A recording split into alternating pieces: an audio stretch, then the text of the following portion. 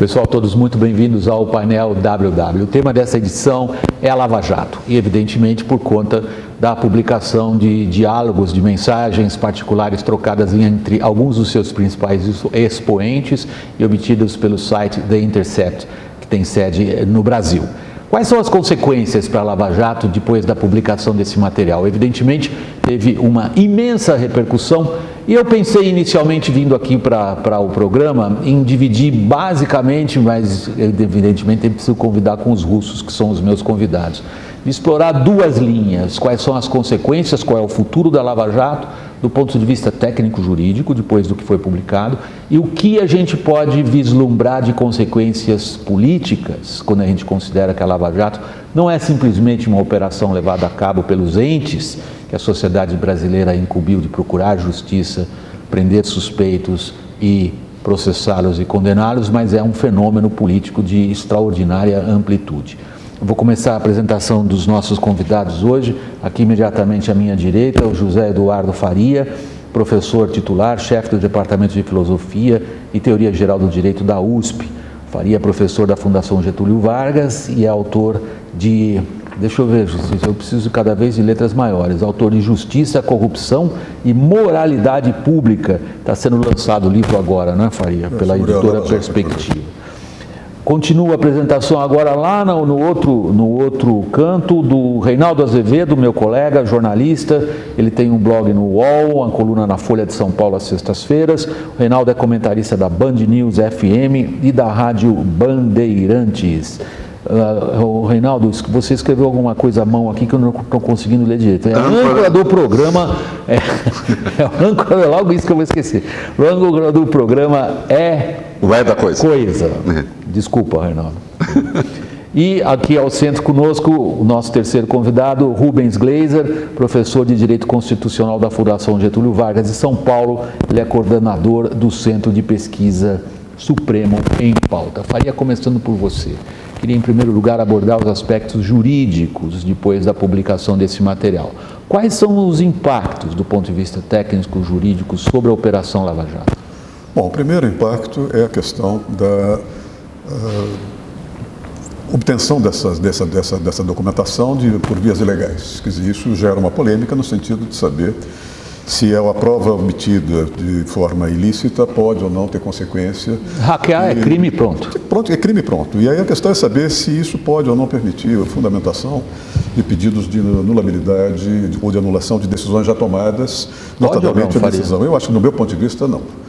Não pode. E não nos esqueçamos que você já tem, além da decisão do juiz Sérgio Moro, você tem uma decisão de segunda instância de um órgão colegiado, que é o Tribunal Regional da 4ª Região.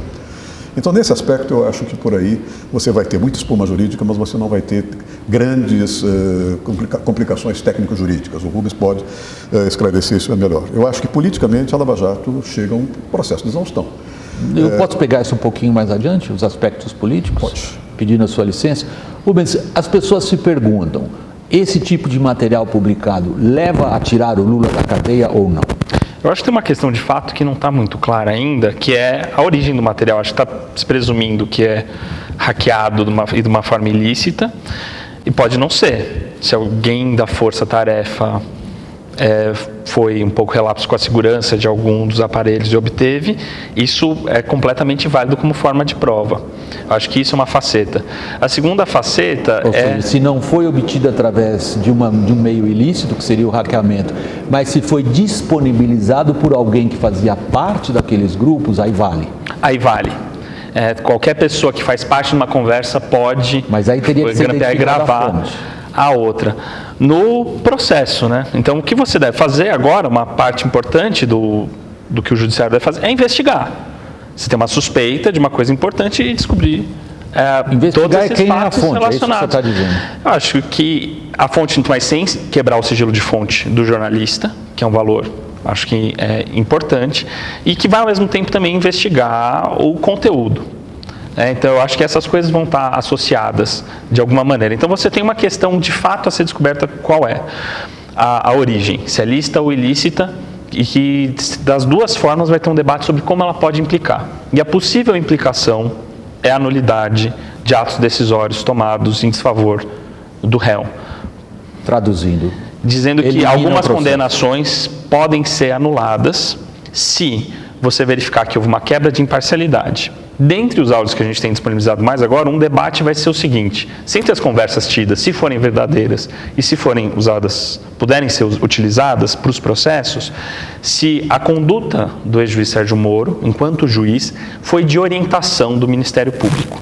O que configuraria absolutamente uma parceria absolutamente vedada. Pela letra da lei, não é um vedada, argumento não tem filosófico. interpretação. Não, se aconselhou qualquer uma das partes, isso é causa de anular, e no caso de uma condenação, você retirar, você anular a condenação e o processo voltar para essa etapa de ter uma decisão inicial.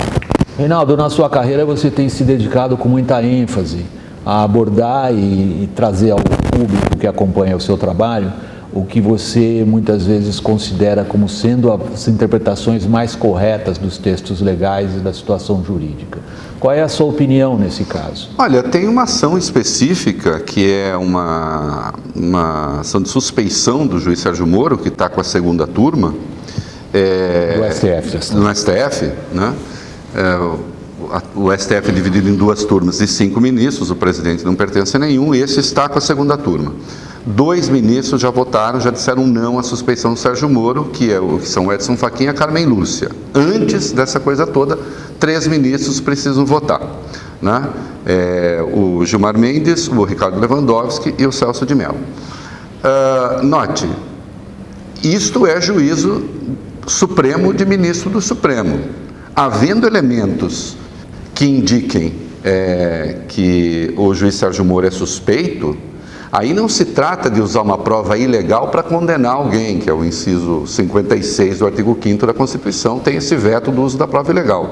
Nesse caso, você tem uma questão de fato, pública, conhecida, não é? Até o ministro Gilmar Mendes usou o exemplo. Se uma prova ilegal demonstra que alguém que está preso por assassinato é inocente, ele continua preso porque a prova é ilegal?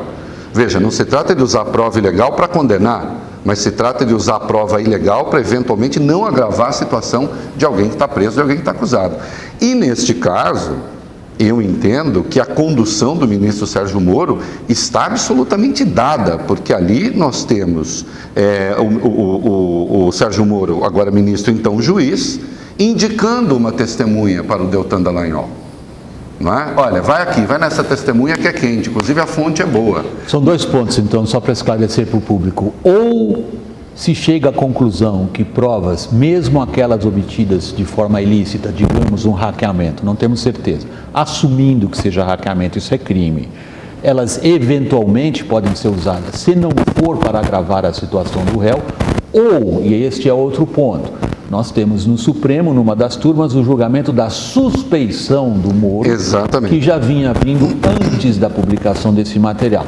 E se eu interpreto corretamente o que você disse até agora, Reinaldo, é possível que os 2-0 a favor do Moro até agora nessa turma se transformem em 3-2. 2 contra. 3-2. E aí sim, aí precisa ver, o Supremo tem que decidir até onde a coisa vai. Eu entendo, né, que vai até a denúncia, quer dizer, a denúncia do Ministério Público terá de ser entregue a um outro juiz. E tudo que houve ali está zerado, porque este juiz, por exemplo, fez a condução coercitiva do Lula. Esse juiz interrogou testemunhas, interrogou o próprio acusado. Esses atos todos estão anulados, no meu entendimento. E é uma coisa rápida aí, tem jurisprudência, ministro Sepúlveda pertence, eu até lembrei que isso está num livro do Alexandre de Moraes. Para as questões de probidade administrativa, o Supremo considerou que não existe direito à intimidade do homem público. Em outras palavras, Reinaldo, o que você adianta para o público é o seguinte: seja pelo uso de provas ilícitas em se tratando, estamos supondo, seja pelo julgamento do Supremo, o que você adianta são consequências jurídicas severas para a Lava Jato na figura de um dos seus expoentes, Faria. Olha, se for essa a decisão, nós temos que pensar que essa decisão vai acabar abrindo um perigoso caminho, não só para o caso do ex-presidente Lula, mas para uma série de outras pessoas já condenadas. Isso, de certo modo, vai desmoralizar o próprio judiciário, isso vai criar novos problemas laterais do ponto de vista processual. Como eu disse, nós estamos discutindo uma questão de juiz de primeiro grau, mas a decisão do juiz de primeiro grau já foi julgada em grau de recurso em segunda instância. E, de certo modo, isso vai abrir tantos problemas para o judiciário que a sensação que eu tenho é que o judiciário, até numa atitude defensiva, vai tender a assumir uma postura muito cuidadosa do ponto de vista jurídico, mas que preserve a imagem do judiciário. Se o judiciário, dependendo de como agir, caminhar na linha do que disse o Reinaldo, ele, a meu ver, se expõe do ponto de vista da sua credibilidade nesse momento. E é o último poder, de certo modo, não atingido por uma crise moral, uma crise política e uma crise estrutural. E aí a gente não sabe o que acontece. Eu só temo aí que o próprio Supremo acabe atingido também. Porque aí, quando nós entrarmos nos aspectos políticos da Lava Jato, né, a Lava Jato virou um troço voraz que tendeu a engolir tudo que vinha pela frente, toda a institucionalidade. Né? E, de algum modo, entendo que o Estado de Direito tem que ser resgatado. A gente vai entrar nisso, Reinaldo, com toda certeza, que me parece um dos aspectos essenciais em toda essa discussão. Mas eu queria ver como é que você sai da desconfortável situação que você se encontra agora, Rubens. Nós temos o Reinaldo oferecendo ao público uma interpretação dos caminhos possíveis do que viria a acontecer com a Operação Lava Jato. E apenas para resumir, se eu fizer alguma injustiça, você me corrige imediatamente. Ele assim, há duas formas da Lava Jato sofrer um grave dano do ponto de vista jurídico. Sim. Seja pelo uso do material ilícito, seja por uma decisão de uma turma do Supremo. O Faria oferece para o público uma visão atenuada disso. Ele não está contestando o que o Reinaldo diz, mas dizendo, se o caminho do judiciário for este, ele perderá ainda mais em credibilidade, levando em consideração que a condenação do Lula em primeira instância foi referendada e até piorada em segunda instância, outras virão. Ou seja, o Faria supõe que não importa a base jurídica do que vir a acontecer, as decisões do judiciário provavelmente não serão tão graves quando a gente considera a situação dos expoentes da Lava Jato. Como é que você desempata? Eu acho que são visões complementares, eu acho que elas são absolutamente complementares, porque o que a regra diz é uma coisa, e como os juízes e autoridades vão se portar e aplicar elas, é um outro nível de questão. Acho que nós estamos cansados de ver isso. Então, assim, existe dúvida alguma de que o Código de Processo Penal diz que tem que ser anulado o aconselhamento dos atos, dos processos nos quais o juiz aconselhou qualquer uma das partes? Acho que qualquer pessoa que entrar de boa fé nesse debate vai aceitar que sim. Como que os juízes, o Supremo, vai decidir? Ele tem uma série de artifícios para julgar para os dois lados, ou até para evitar dar uma decisão. Os ministros controlam o tempo da decisão. Alguém pode pedir vista, isso tem um custo político nessa história toda. E os ministros frequentemente fazem isso com um olho na decisão, nas normas jurídicas, e um olho na sua autoridade. O Supremo, hoje, é um Supremo que por muito tempo teve dificuldade para ver o quanto que ele gastava de capital político, de combustível político. E acho que não é mais essa a realidade, pelo menos entre boa parte dos ministros. E acho que eles teriam dificuldade, ou pensando duas vezes em dar alguma decisão que pudesse gerar algo que, quando acaba a autoridade do STF, ele passa a ser descumprido. Então, qualquer passo numa decisão dessa pode ser um pouco fatal para a sua autoridade, eles podem simplesmente optar por não tomar decisões agora e sentir onde está o vento da opinião pública. Vocês vão queimar todo o resto de capital político que eles têm, ou não, para tomar uma decisão como essa, para além das suas convicções. E eu acho que a Lava Jato ainda tem muito capital político. Isso é bom, isso não é bom, isso é horrível. Mas a gente está nessa toada há 5 anos. E acho que eles não vão sair dessa agora. Agora, eu tenho um sinal que eu tenho que ir para o intervalo. Tá. Eu não quero interromper o seu raciocínio, sou obrigado a cortar você. Eu volto depois do intervalo com você, com a palavra, e me parece extremamente grave o que o Rubens acabou de dizer. Ele sinaliza um Supremo que vem de um problema sério de legitimidade por tomar decisões voltadas para os seus efeitos políticos. E ele acha que o Supremo está novamente diante de uma situação na qual este cálculo talvez seja importante. Eu volto com essa questão logo depois do intervalo. Até já, pessoal.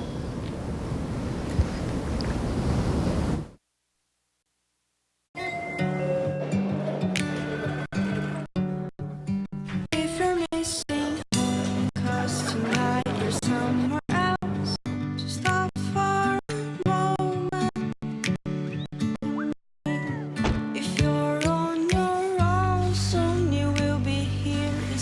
Você viu, pai? Claro que eu vi. TV ao vivo para todos os destinos. Às vezes, é tudo o que você precisa para se preparar para uma reunião importante. Nova Gol, novos tempos no ar. Axé, pelô! Axé do aê, aô! Vamos lá! Que é isso aí? Quando você está no lugar errado, as coisas não funcionam como deveriam.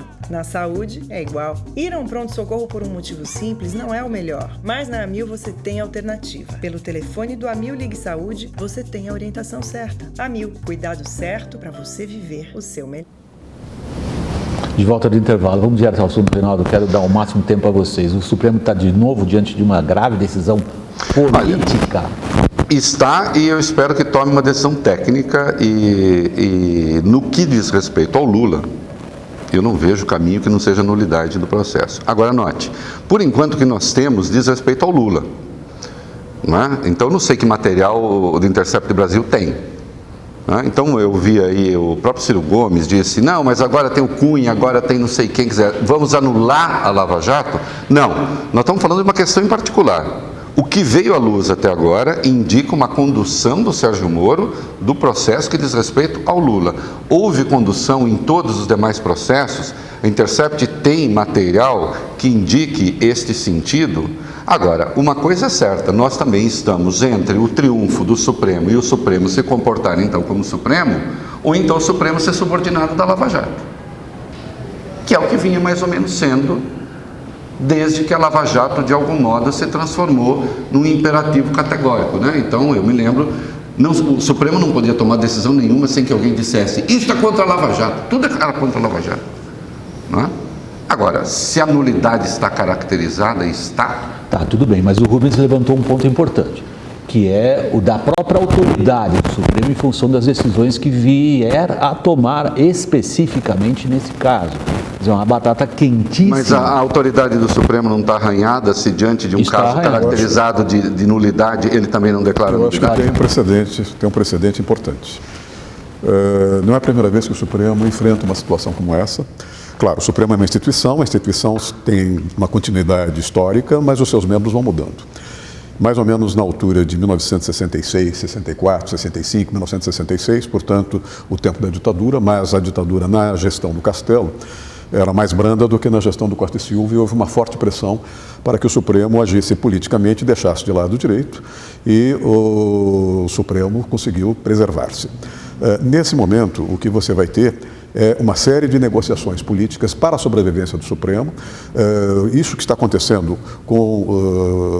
no caso do Lula de um lado, Sérgio Moro de outro lado, aconteceu em julgamentos importantes envolvendo, por exemplo, o governador Mauro Borges, em que ministros do Supremo, no tempo da cassação de processo contra o Mauro Borges, acertaram uma decisão com o Arnold Wald, que era o advogado dele, e não havia internet. Quer dizer, me lembro que na hora de entrar o julgamento, começar o julgamento, os livros mostram isso, para que o Supremo caminhasse nessa decisão à direita ou nessa decisão à esquerda, ela precisa de um acordo com o advogado, com o seu cliente. E o Arnold Wald levanta o dedo, ou faz assim um sinal para baixo, que era o sinal de como é que a corte iria julgar. E o segundo caso é um caso do mesmo período, que são os diários do ministro Aliomar Baleiro, que foi político e enfrentou, naquele momento de pressão em que o Costa e Silva emparedava ao Castelo, eles, nos julgamentos, fizeram uma série de conversas de acertos, e isso está nos diários dele. Esses diários são objeto hoje de um estudo de um professor da Universidade de São Paulo, Rafael Maffei, escreveu uma tese de livre docência mostrando como é que o Supremo age quando acuado. E aí ele vai buscar exatamente os diálogos que o ministro Aliomar Baleiro tinha com os demais ministros. Rubens, a pergunta que eu vou fazer pode parecer capciosa, mas não é. Ela é o que eu acho que está muito na cabeça das pessoas que estão nos acompanhando. Quer dizer, quando vocês descrevem a situação do ponto de vista inicialmente no programa técnico-jurídica, vocês três chegam a um ponto em comum, que é uma difícil decisão para o Supremo. Você, logo ao final do segmento anterior, antes de eu ter passado agora no início desse bloco a palavra ao Reinaldo, você disse que o Supremo tem que tomar uma decisão que vai implicar algo em termos de autoridade. Qual seria, na sua opinião, a decisão correta?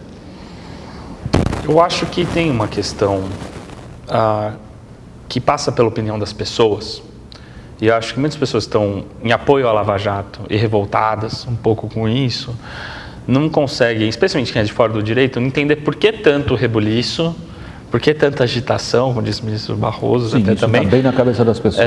Porque ele conversou sendo que está comprovado o que aconteceu. E por quê, né? Eu acho que quem oferece talvez um ponto de vista para isso, para ver se é justo ou não manter a condenação, tem um teórico da justiça chamado John Rawls. E ele fala, quando você se depara com uma situação... Repita o nome. Chama John Rawls. John Rawls. Ele tem um livro chamado Uma Teoria da Justiça. E ele propõe um teste. Ele fala, quando a gente vai fazer esses juízos, às vezes a gente está numa situação muito acalorada e a gente toma decisões que parecem estão ligadas ao nosso interesse do momento. Isso não é um bom meio de fazer uma avaliação do que é justo ou injusto, e do que é certo e do que é errado. Então ele supõe que você tem que se afastar um pouco da situação. Fala, como você decidiria um caso se você estivesse sob um véu de ignorância, em que você não sabe onde você está na situação e tenta pensar numa regra abstrata. Então assim, se você não soubesse, qual é a sua família, a sua classe social, qual é o seu país, etc. Seus familiares, seus amigos, como eles se comportam. Ninguém. Estado de guerra, quem é a autoridade, você não sabe nada disso.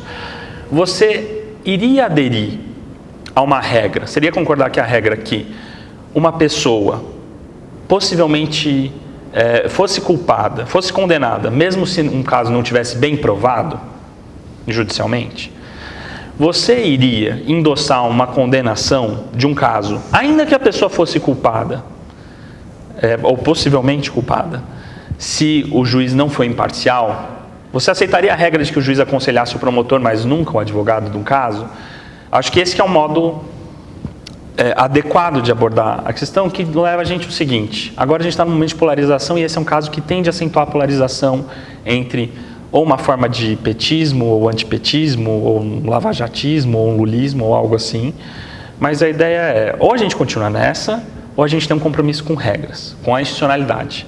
Não me importa muito qual é a decisão do Supremo, desde que ele saia de fazer o jogo da opinião pública e ele faça o jogo das regras. Então, como que ele vai decidir daqui para frente para todos os casos sobre prova ilícita, sobre nulidade de prisão, etc, etc. E ele nunca faz isso, e é por isso que ele não tem autoridade. O Rubens, eu tenho que agradecer porque você jogou a discussão agora na questão política, que desde o começo do programa eu tinha prometido, nós íamos tentar ver um pouco dos aspectos jurídicos técnicos envolvidos no noticiário, no que aconteceu, e imediatamente nos dedicar depois à questão política. Ela está no teu colo agora, Reinaldo. O que ele sugere, como linha de raciocínio, é crucial. É capaz o Supremo, neste momento dos acontecimentos, de tomar o que ele recomenda como especialista ao Supremo que o faça, que é uma decisão de acordo a princípios e regras, ou impera o que a mim, William, jornalista, repórter, me parece que prevalece neste momento. E as pessoas, contanto que seja para combater a corrupção, não estão interessadas em princípios. Eu acho que sim, essa metafísica influente está aí, mas agora é a hora do Supremo, é agora ou nunca. Ou o Supremo recupera a sua prerrogativa de julgar segundo a lei, julgar segundo a Constituição, julgar segundo os códigos, ou então continua caudatário da Lava Jato, como foi até agora. Diálogos virão a público, tudo indica, apontando que nós temos também ministros do Supremo que se colocam como uma espécie de funcionários da Lava Jato. Então a Lava Jato, como um ente, tomou conta de todas as instituições do país, incluindo uma instituição que é de natureza pública, porém não estatal, que é a imprensa, não é? Que se fez em grande parte também ali público, ou mais do que isso, plateia para aplaudir ilegalidades da Lava Jato. Quando eu, sem espaço para demagogia pessoal, porque será curto, quando eu me lancei contra a Lava Jato não, mas contra procedimentos da Lava Jato, logo no 3º ou 4º mês da operação, o que eu vi ali, por exemplo, a prisão preventiva, que passava longe do artigo 312 do Código de Processo Penal, que estabelece os requisitos para a prisão preventiva, não é? E não só, não é? Então, ao arrepio da lei, ao arrepio das instituições, ao arrepio dos códigos conhecidos, a Lava Jato passou a atuar porque ela tinha um valor maior, que é combater a corrupção. Eu tenho feito a seguinte pergunta, e quem nos acompanha agora, peço que se faça também. A corrupção não é o único mal do Brasil, embora seja um mal a ser combatido duramente. Nós temos também a desigualdade no Brasil é severa, né? Nós temos as iniquidades sociais, também são severas. Eu pergunto a quem nos ouve, tudo vale a pena para combater a desigualdade? Qualquer coisa, qualquer agressão à lei? Deixa eu colocar duas coisas aqui à consideração de vocês, Reinaldo. Você faz uma pergunta que não é meramente retórica, porque você já está respondendo do ponto de vista das suas opiniões, que você, como jornalista veterano, defende e leva adiante ao público com toda a contundência que você acha que seja necessária. O que eu quero ponderar é a realidade dos fatos políticos. E me parece, uma da qual a gente não escapa, é que a Lava Jato no Brasil, para ser corretamente compreendida, por quem se dedica à análise política, que é o que nós quatro estamos fazendo aqui, ela só pode ser corretamente compreendida como um Zeitgeist, como se diria em alemão, como um espírito de uma época. Quer dizer, a adesão popular à Lava Jato é, no fundo, uma manifestação de indignação e de revolta, que eu diria inéditas na história política recente brasileira. Foi se fazendo, né, ao longo do tempo. Mas é onde chegamos. Sim. Então, a pergunta é, do ponto de vista do futuro da Lava Jato, é essa situação, este Zeitgeist, este espírito de uma época, no qual a frase "não se combaterá um crime cometendo crimes" perdeu importância, porque as pessoas, imenso número de pessoas, considera acima de tudo necessário limpar a corrupção, ou o cenário político indica para a possibilidade de que princípios do Estado Democrático de Direito e do respeito ao texto da lei ganhem a importância que hoje, me parece, como observador, está em segundo plano. Eu acho que tende a ganhar, só rapidamente. A eleição foi 45-55 e a Lava Jato também estava sendo julgada ali. Vamos lá, vamos aos aspectos políticos. Duas coisas que eu acho que são importantes. Primeiro, esse espírito, vamos dizer, moralista da Lava Jato se baseia, acima de tudo, nos princípios jurídicos e não nas regras. O direito faz uma distinção entre regra e princípio, e as regras, vamos dizer, são muito mais a mecânica do direito, enquanto os princípios são a ideologia do direito, a calibração das expectativas. O que nós temos aí é claramente uma tentativa do pessoal da Lava Jato de usar os princípios, principalmente o princípio da moralidade pública, a partir de uma ética de convicção, que no fundo é uma ética maquiavélica de que os fins justificam os meios. Agora, a minha grande surpresa é que isso foi dito desde o início pelo ministro Sérgio Moro, num artigo que ele publicou na revista da Justiça Federal, do Conselho da Justiça Federal, há muitos anos atrás. E o que nós estamos vendo, principalmente, é essa utilização da imprensa, essa utilização, vamos dizer, essa superação do antagonismo entre o Ministério Público e o Judiciário. Sempre foram corporações que se antagonizaram. Nesse caso, elas agiram de uma maneira uniforme. Isso aconteceu com a Operação Mãos Limpas. E a Operação Mãos Limpas teve uma trajetória em que ela chega ao topo e depois ela vai caindo, ou seja, ela também vai se desgastando, eles vão cometendo os erros, vão ultrapassando os limites da lei. Exatamente o que aconteceu com a Itália. A ponto também da Operação Mãos Limpas acabar sendo, vamos dizer, no seu saldo, uma coisa que foi menor do que parece. Ela teve um grande impacto num certo momento, mas depois ela desandou, docilhou. Depois dela veio o Berlusconi. Veio Berlusconi. Nós estamos vendo aqui, nós temos um Bolsonaro, mas poderá vir coisa ainda pior. Acho que a Lava Jato, está passando dos seus limites de durabilidade. Até porque, num determinado momento, ela encerra os trabalhos processuais, ela faz o julgamento, vamos dizer, na primeira instância, aí ela se desmancha, não é? Ela acaba. Limite da durabilidade. Eu acho já vinha com esse limite. Esse é um bom gancho para a gente iniciar logo depois do intervalo. Vou dizer de novo, para eu não ter que cortar o seu raciocínio, eu deixo formulada a questão aqui e você começa respondendo ela depois. Usando o gancho do que o Faria disse, quer dizer, há mais de 20 anos que alguns dos textos básicos para entender o voluntarismo político dos procuradores e dos juízes de primeira instância estão aí para quem quiser ler. Sim. Eu fui fazer a lição de casa e os procuradores se entendem como agente político da lei, porque consideram que a sociedade é hipossuficiente e não tem condições de se defender sozinha dos abusos que são cometidos contra ela por corruptos ou pelo próprio Estado. O ambiente político que se cria agora levará a frear essa ideia, que é subjacente a procuradores e juízes, como foi o Moro, de que alguém, ou seja, eles, têm que defender a sociedade contra os que cometem abusos, ou nós veremos pela frente o mesmo ambiente político segundo o qual Vamos pôr para fora os corruptos, não importa como. A gente volta daqui um instantinho.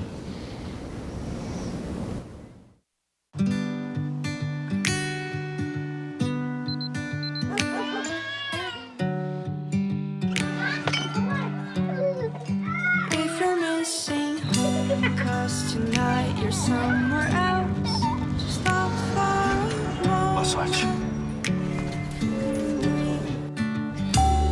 Mais conforto em todos os voos. Às vezes, é tudo o que você precisa antes de fechar o negócio. Nova Gol. Novos tempos no... Rubens, é extraordinário como a sociedade abraçou essa narrativa de que ela é indefesa e que depende da Lava Jato ser defendida.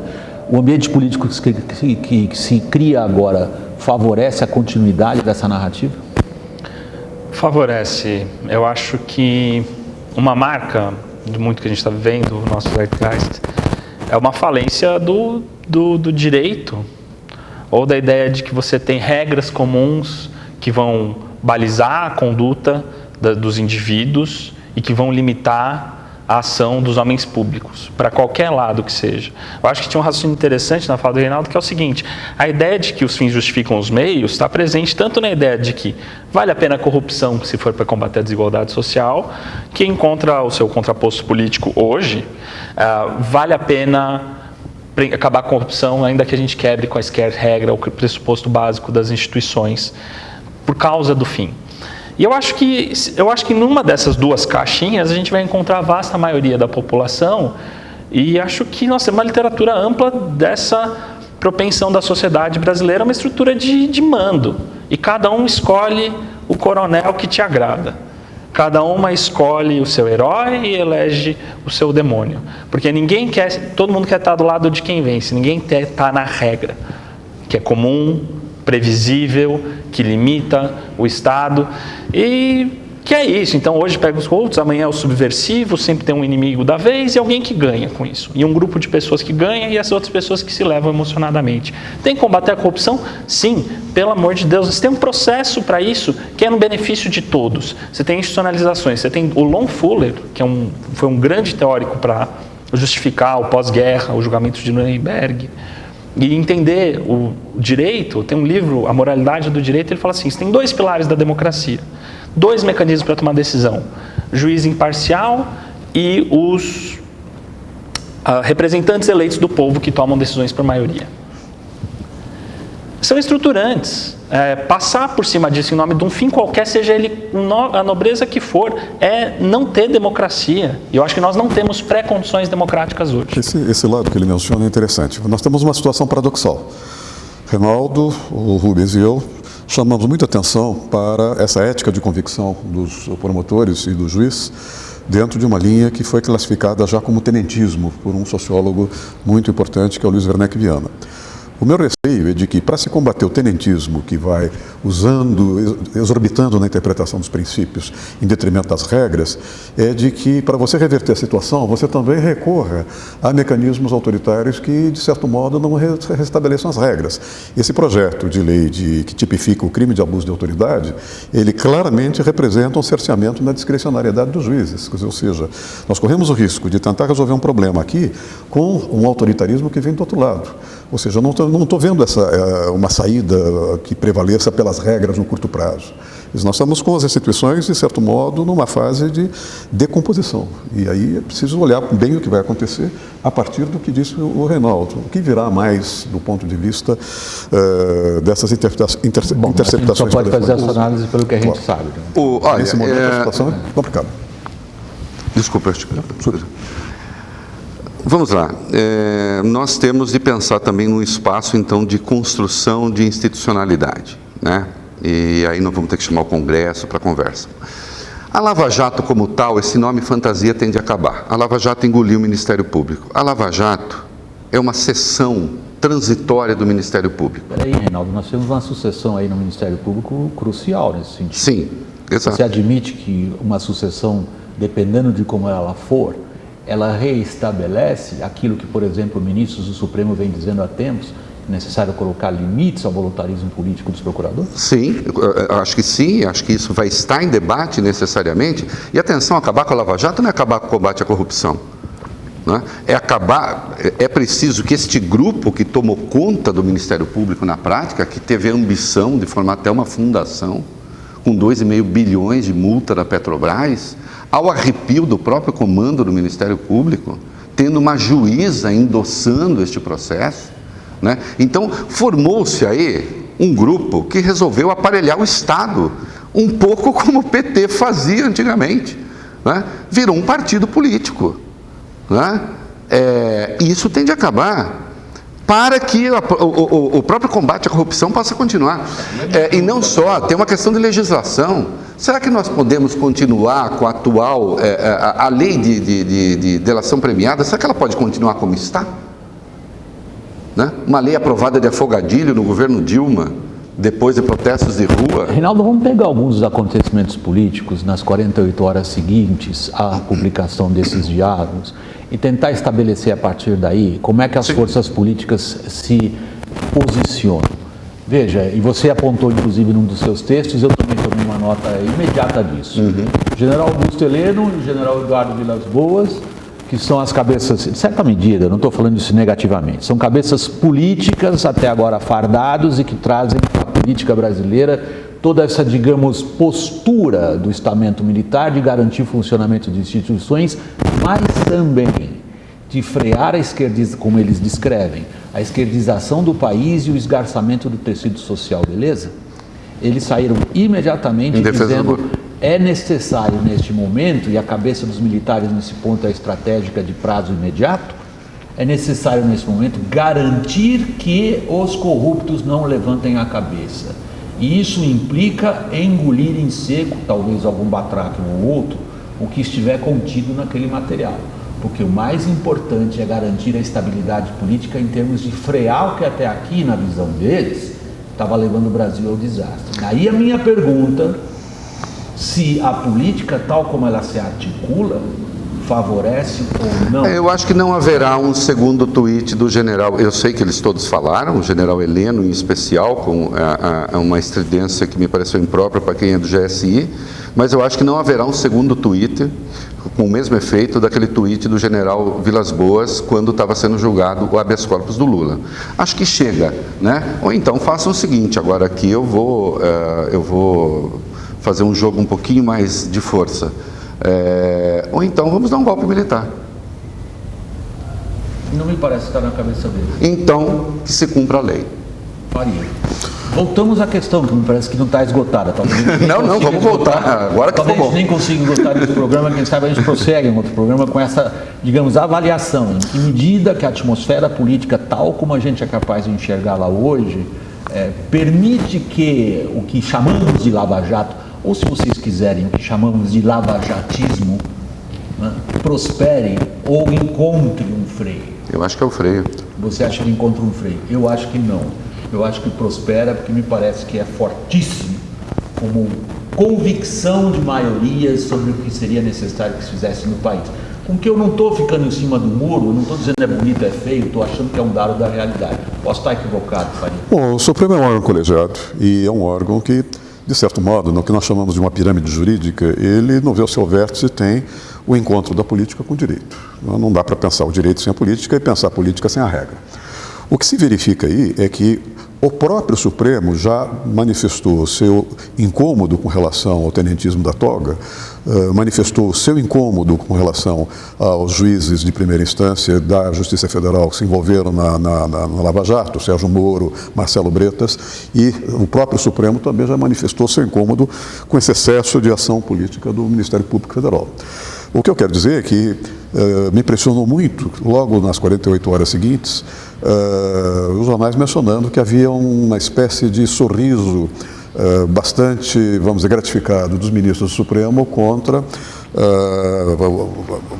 a erosão do projeto político do ministro Sérgio Moro. Quer dizer, eles não admitiam a entrada do Sérgio Moro no Supremo, não podiam dizer isso publicamente, e nesse momento a impressão que me dá é que o Supremo tem as condições de fazer uma leitura política e reacomodar a situação e, de certo modo, preservar a instituição do desgaste que seus membros provocaram.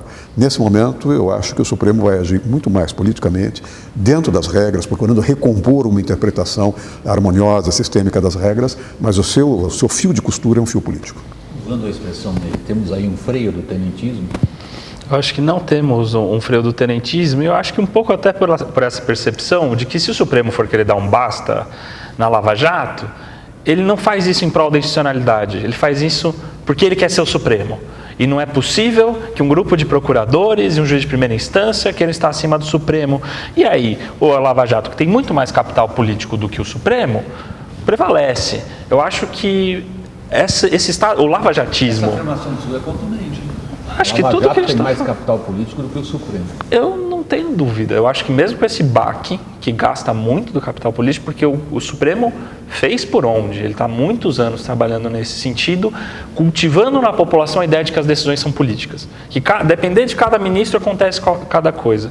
E isso casa bem, porque eu vou falar que é o seguinte, a população não vê nenhuma dessas autoridades agindo em prol da institucionalização. A regra aparece para ser cumprida quando é conveniente. E daí, quando é para o fulano, não é. Quais são os ministros que têm a autoridade para poder falar, essa regra vale sim e é para todos esses casos? É pouco. Eu acho que a descrição que ele faz da cabeça das pessoas foi muito melhor do que eu, como jornalista, teria sido capaz de fazer. Eu tenho experimentado isso, tenho palestrado muito pelo Brasil, tenho experimentado isso na cabeça das pessoas. Elas não acham que o judiciário funciona a favor delas, elas não querem saber de princípios e elas se manifestam cada vez mais impacientes com a demora em lavar tudo isso.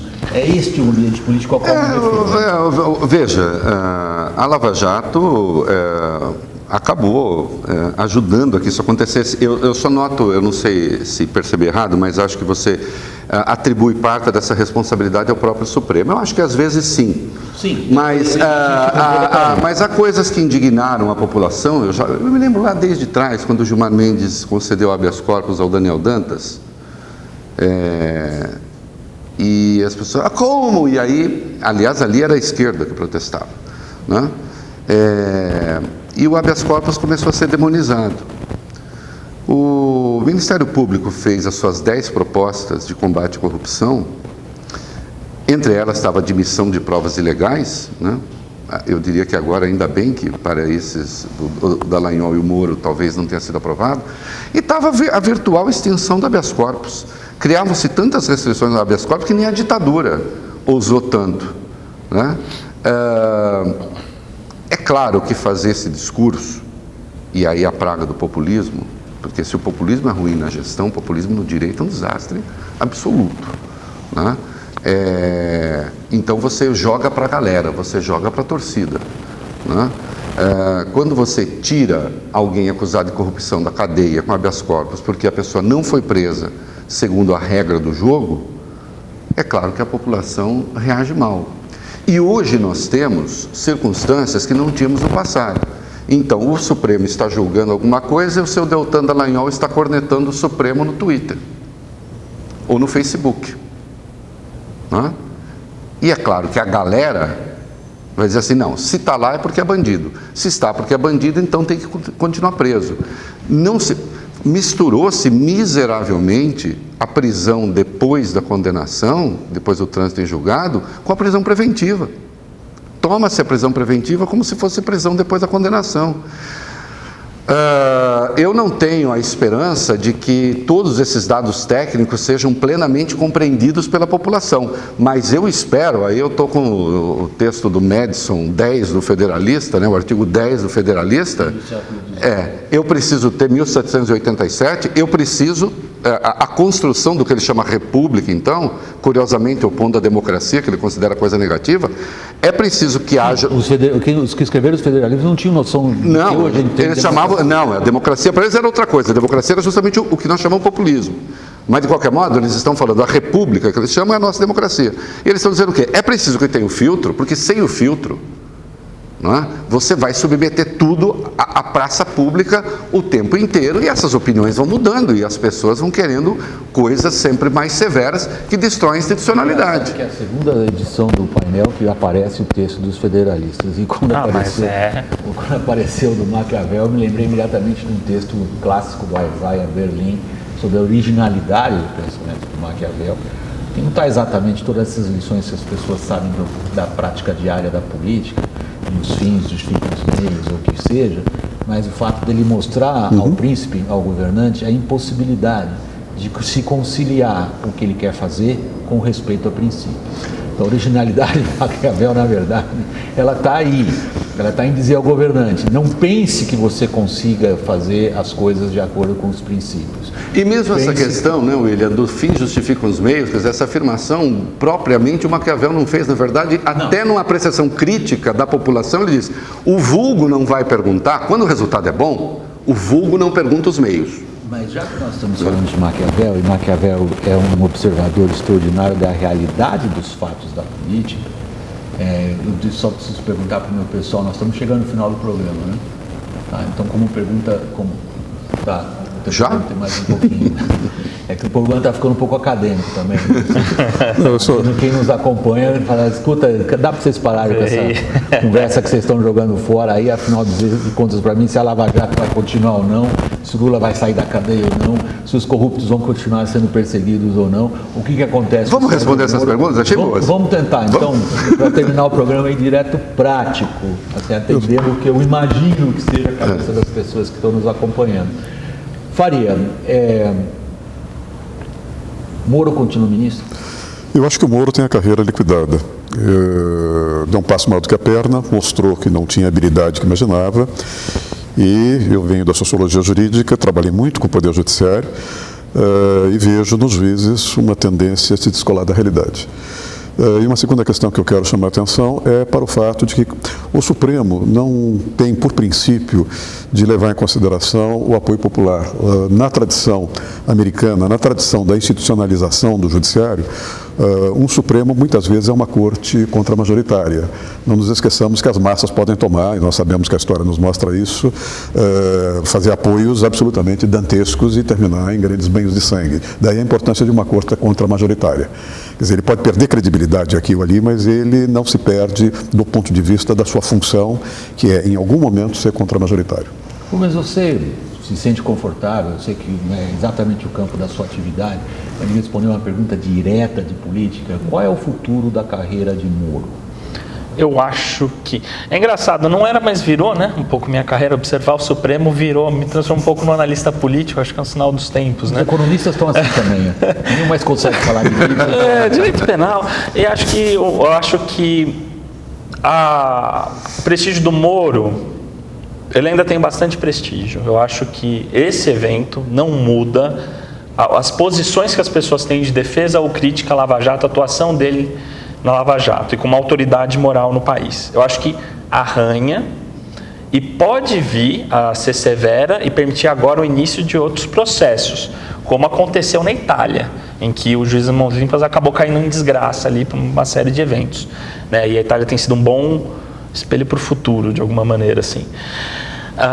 Então eu acho que não, vai depender muito dos fatos, do que vier e da habilidade. Ok, a partir do que a gente conhece aqui. Mas eu acho que para ministro do Supremo machuca muito, e ele tem essa chance aí para a presidência, depender como as coisas andarem, o que talvez explique a postura do Bolsonaro de não dar apoio imediato para alguém que é sempre ali seu companheiro, avalista e potencial rival. Se esse foi sempre o plano do Moro, talvez ele siga se mantiver inabalado no seu discurso. Reinaldo, o nome de Sérgio Moro, eu diria, talvez esteja equivocado, você me corrija, talvez seja a pessoa mais popular do Brasil hoje. É a mais popular? Ele é tido como um herói do povo. Sim, é a mais popular. Eu concluo nessa frase. Sim. Ele é tido como alguém que enfrentou os poderosos, puniu os poderosos, ele é carregado na imaginação popular como alguém que redimiu uma população inteira da indignidade de tolerar corruptos. Quanto que disto se perde nesse episódio do qual estamos tratando? Nesse episódio se perde, não saberia quantificar, se perde um pouco, sim. Né? Ele já tinha perdido um tantinho de prestígio com as atrapalhadas feitas ali, mas pouco. Acho que vem muita coisa por aí, né? E acho que o futuro do Sérgio Moro é mudar-se para os Estados Unidos e trabalhar no combate à corrupção lá no Departamento de Estado dos Estados Unidos. Vou pegar uma outra instituição agora, desfulanizar um pouquinho. nós temos na evolução da política brasileira nos últimos anos esse papel cada vez mais voluntarista e preponderante do Ministério Público. De que maneira esse papel se altera com o que a gente sabe até aqui, Faria? É difícil, porque o Ministério Público é uma instituição em que cada promotor tem uma área e nessa sua área ele tem uma total discricionariedade. É impossível uma Procuradora-Geral da República, como é o caso da atual, ou do seu sucessor ou sucessora, interferir em cada membro da corporação. Ela pode estabelecer políticas. O problema todo é exatamente essa falta de uma hierarquia funcional, o que faz com que, às vezes, o Ministério Público fuja, na base, ao controle da cúpula. É um desenho que já foi construído de uma forma discutível, digamos assim, em 1988. Não nos esqueçamos que até então, antes de 1988, o Ministério Público era também uma espécie de consultoria geral da União e fazia a defesa do Executivo, quer dizer, ele fundia o papel de acusar e, ao mesmo tempo, defender o Executivo. Com a separação, no desenho institucional, ele acabou, vamos dizer, ficando com uma extrema liberdade. Alguns níveis hierárquicos muito baixos ficaram com muita autoridade e isso, de certo modo, é que leva a essa tendência de politização dos promotores, e aí nós vamos perceber com uma certa clareza o número de deputados, o número de senadores que começaram a sua carreira como promotores. Por último, já que você está se sentindo à vontade no campo da análise política, se há algo que a Lava Jato ajudou muito na cabeça das pessoas a se solidificar, a se consolidar, é a ideia que a esfera da política não se deixa moralizar. Isso. Que a política ela é inerentemente no Brasil corrupta e que se os políticos forem deixados a si mesmos, eles só produzirão mais merda, desculpe a palavra, só produzirão mais merda porque eles não guardam conexão. Sim, que a maior parte das pessoas enxerga a atividade da política. Eles não guardam conexão com as necessidades do país e estão lá apenas para defender seus próprios interesses, na sua maior parte, pouco lícitos. Sim. Isto se recupera de alguma maneira ou se aprofunda? É engraçado, eu acho que eu gostaria de desenvolver um pouco essa ideia, que é um pouco esse romance que a opinião pública tem com alguma instituição e ao longo do tempo começa a ter um desconforto que é do conhecimento. O Supremo, em 2012, era o grande bastião da justiça e da democracia ali pelos idos do processo do mensalão. O contato, a popularização e a familiaridade com a instituição gerou esse distanciamento e essa ojeriza, e hoje você tem uma parcela da população que vocaliza a possibilidade ou defende o fechamento do Supremo, que era inimaginável. O Ministério Público hoje está na fase do romance. E do Legislativo. E do Legislativo, que já vinha, né? E acho que já sempre desgastado no grau de confiança da população. E hoje o Ministério Público tem essa confiança, mas que ao longo do tempo as pessoas podem conhecer também as peculiaridades que o poder ilimitado, quase ilimitado, dá para os promotores no Brasil. Eu acho que tudo isso é um sintoma e daí pode cair em descrédito. Talvez o Ministério Público seja o único que possa ter uma lição do Maquiavel e de um cara chamado Stephen Holmes, que é um intelectual importante, que é o seguinte: por que nós temos uma elite política que não preza pela institucionalização? Porque nós temos uma elite política mal educada nesse sentido, que não vê a importância de limitar seus próprios poderes. Toda oportunidade que tem de usar seus poderes, usa. E é exatamente isso que o Ministério Público está fazendo também. É que hoje é com algo que a população concorda. Mas se pegasse lá o fundo de 2,5 bi e começasse a construir uma escola aqui ou uma obra ali, as pessoas iam achar ruim o uso desse poder. Então, o que acho que falta são lideranças no Legislativo, no Judiciário, no Ministério Público, no Executivo, que entendam a necessidade para uma democracia de limitar o seu poder às instituições, de não exercê-lo plenamente. E não temos isso. É inacreditável. E o Ministério Público parece que ou vai aprender essa lição agora, ou vai estar fadada daqui a 5 anos, está na mira do ódio da opinião pública também. Não, de sacanagem minha agora contigo. Tá? Exerça o seu poder de síntese ao máximo e responda se você conseguir em uma frase. A política se recupera neste momento de tanto descrédito? Ela se recupera até porque não há alternativa de gestão que não seja a política. Então ela acaba se recuperando necessariamente. Agora, é evidente que isso não será fácil e a imprensa tem um grande papel aí. E o papel da imprensa não é ser partidária.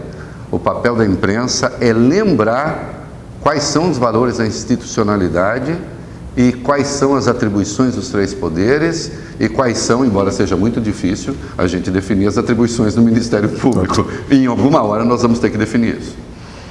Pessoal, estou chegando ao final do programa. Eu queria aqui agradecer a participação dos nossos convidados, começando pelo José Eduardo Faria, professor titular, chefe do Departamento de Filosofia e Teoria Geral do Direito da USP.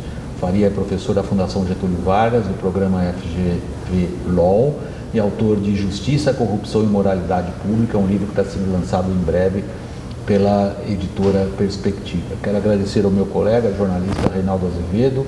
Ele tem um blog no UOL, coluna na Folha de São Paulo, é comentarista da Band News FM, da Rádio Bandeirantes, e é o âncora do programa da Coisa.